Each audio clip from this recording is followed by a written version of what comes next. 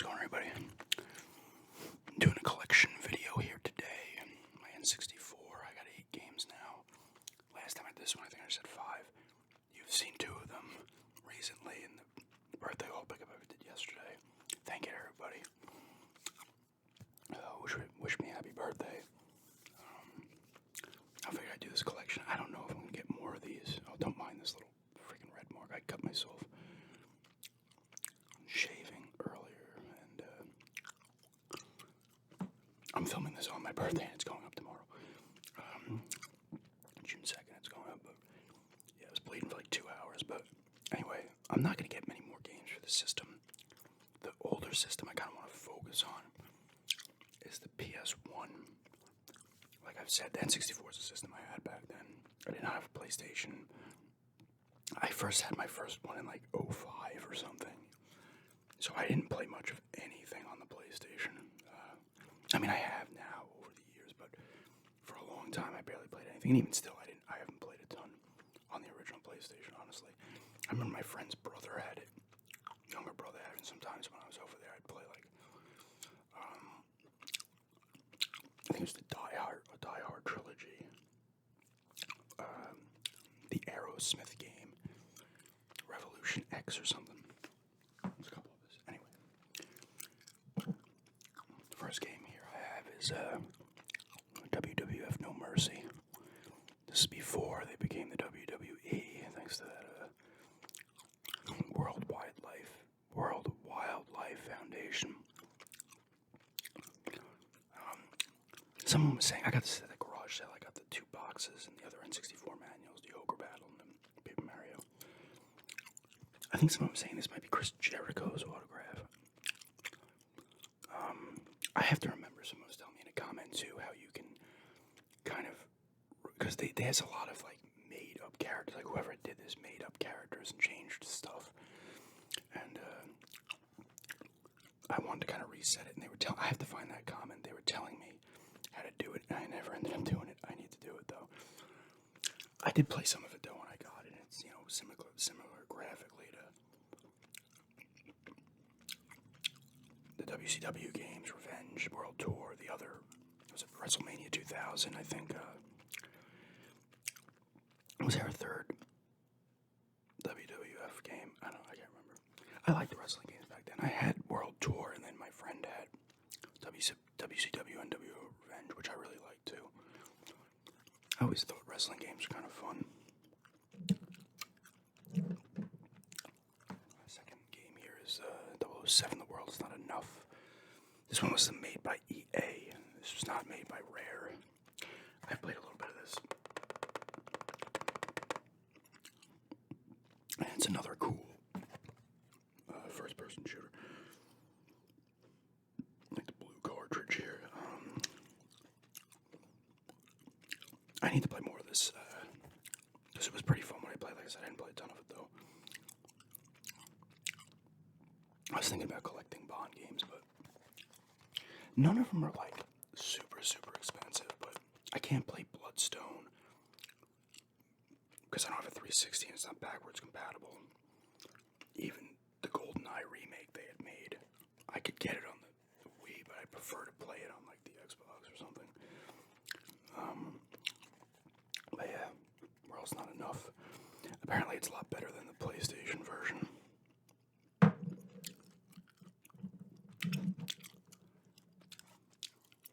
Star Wars Rogue Squadron. This is the first in the series.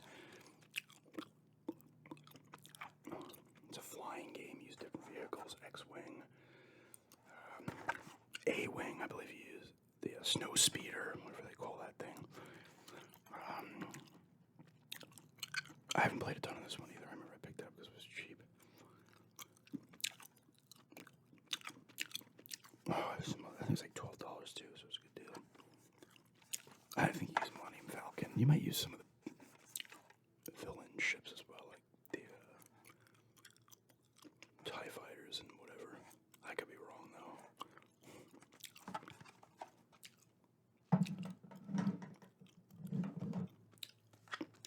Scooby-Doo Classic Great Capers. This is the gray card. Originally this would have been in a black cartridge too, the version I had when I was younger. that cartridge, but I love this game. I don't know why. It's a really, if you're into Scooby-Doo, you're gonna like it. It's a,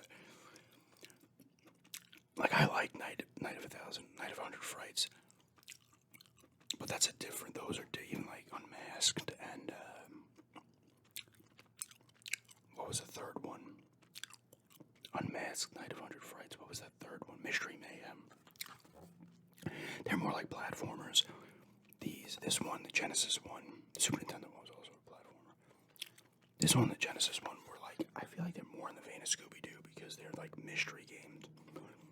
And this one's not necessarily point and click, but it's in that vein. You gotta find the clues, you gotta avoid the enemies, and stuff like that. There's 4 episodes in this one, and then there's like a 5th one, I believe, or it's 3, and there's a 4th, where all the gang's captured and you have to save them.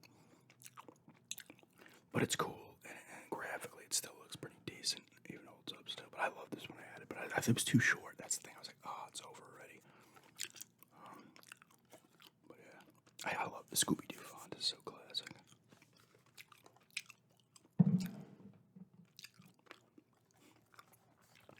Here it is, one of my top 5 games of all time. I've talked about this game repeatedly. Indiana Jones and the Infernal Machine. I think I did a gameplay on this channel of it. I know I've done at least 2 gameplays on my other channel of it back like whenever that was, 2009, 2010. I love this game. I've talked about it a ton. It's a great adventure game. It's pretty long. There's a lot of different levels, varied levels. You got the jungle. You have like snowy mountain area. You do an underwater mission. Kind of you're in like a temple or a volcano. The temple's in the volcano. There's like ones where you're like hanging out with fighting soldiers and stuff. It's just a great game. The guy that got the voice Indy sounds kind of actually real close to Harrison Ford. Like I've talked about though, it was only ended up being released in Blockbuster. It got like canceled for pre-orders, and then Blockbuster still had it.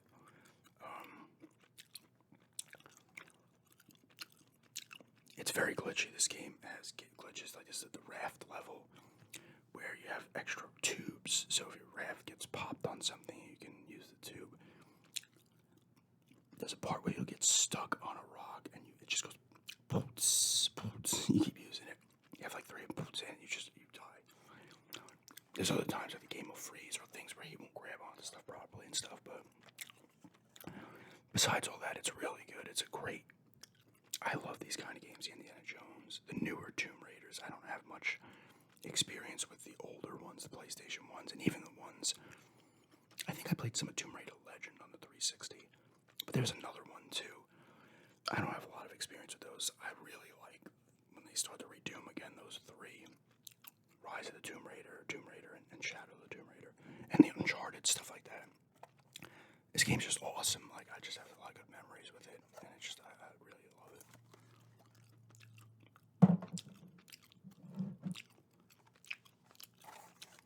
Castlevania. I didn't really even notice this when I bought it. I bought it from the one game store. I didn't realize somebody had, like, drawn on the T for teen.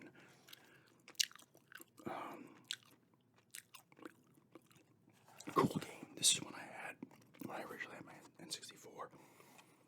A lot of people shit on this game. I actually thought it was pretty good. I thought it was a pretty good Castlevania game. I forget who you use.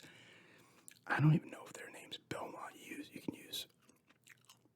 There's a girl and a dude. You can use either one of them. Actually, I don't know if you have to start off with the guy first or you can play with either one. I forget. But it kind of looks a bit dated. It doesn't hold up that well graphically. I thought the gameplay was pretty good back then. I remember there's a mission where you had to like kind of bring dynamite to a thing and it couldn't explode. There's a lot going on in this game. Pretty good music. I know people like the Legacy of Darkness. I think was the second one they made on the N64 better than this one. I rented that one. I can't remember much of it. And now that game sells for a really high price. This sells. I think I got this one for $25. This one's anywhere between $20 and like $35. And I will talk about the 2 that I got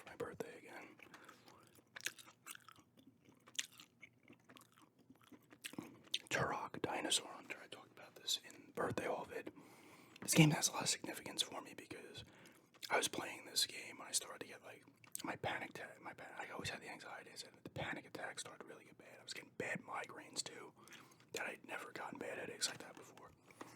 I remember playing this and playing it through like I struggled through like maybe 3 or 4 months of stuff, maybe even longer. There was some other games too that I would play. But I really liked it. They're very big levels, and you gotta find keys and stuff to get the different levels.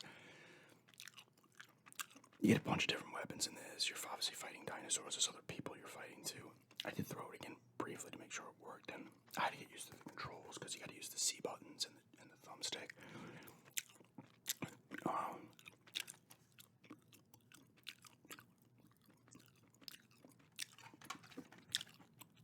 But it's a cool game. I need to pick up the second one. I never played the second one. Or I might have played it briefly, but I definitely didn't complete it. I said the levels are very big in this. Some of the platforming and jumping can be a pain in the ass. It was back then. I don't know how it will be now. But still a cool game, and it has a certain significance for me as well.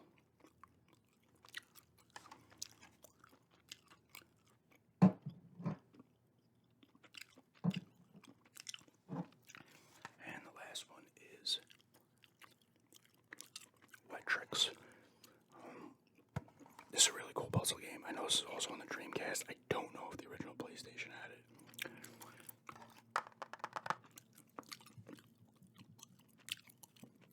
It's a really cool puzzle game where there's like a board, and you get blocks dropped down. You gotta drop them onto the board, and then water comes down. You have to stop the water from falling off this platform thing you're building up to keep it in.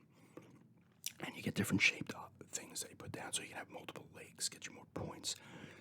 And then bombs come down because it's an earthquake meter. So every time you're knocking blocks in, the earthquake meter goes high. But then there's green blocks that come down. They're like arrow things in shape form. And the green things lower the terrain that you've built. And bombs blow it up, but that helps drop the earthquake meter. But then you have to worry about water spilling off when you blow up parts of it and stuff like that. Ice cubes will come down and freeze the water. There'll be fireballs. Will get rid of all your water and drop your water meter. Rainbows will come up, and then you get more points when the rainbow comes over. If you get certain things, you do more. You get like big bonuses. And when the earthquake meter comes, it like busts up your board, and then you really rebuild that shit fast, and you get repair bonuses for building breaks. It's a really cool puzzle game. If you're into puzzle games, if you've never checked this one out and you have an N64 or a Dreamcast, like I said, I don't know if it's on the PlayStation. It might be even on PC. It's probably on Steam. I don't know how people play on a computer. I don't know. But definitely check it out. It's a really, really cool puzzle game. If you're into those kind of games, you're really going to enjoy this.